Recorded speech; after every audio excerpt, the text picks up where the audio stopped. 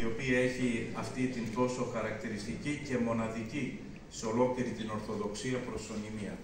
Με την διάπειρη ευχή, εκείνη η Μεγάλη Μάνα Παναγία, να προηγείτε των βημάτων σας, των αποφάσεών σας, να απαλύνει τους πόνους σας, να σας δίδει αντοχές και όταν θα υπάρχουν οι ώρες οι δύσκολες, τότε να στρέφετε το βλέμμα σας σε εκείνη, στη Μεγάλη Μάνα Παναγία, από την οποία εύχομαι να λαμβάνετε πάντοτε και αγιασμό και έμπνευση.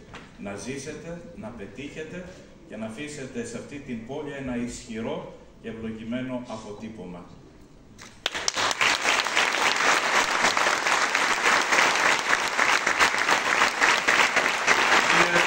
Των Αγίων Πατέρων ημών, Κύριε Ιησού Χριστέ ο Θεός, ελέησον και σώσον ημάς.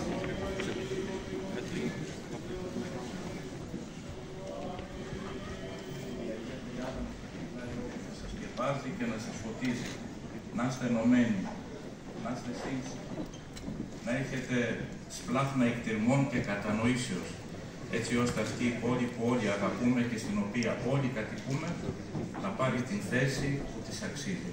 Έχετε την ευχή και την αγάπη της Μητέρας μας Εκκλησίας. Παρακαλούνται οι σύμβουλοι να παραμείνουν στις θέσεις τους και θα παρακαλέσω την πρώτη γυναίκα εκλεγή στα Δήμαρχο Σερών, κυρία Βαρβάρα Μητλιάκα, να προσέλθει στο βήμα.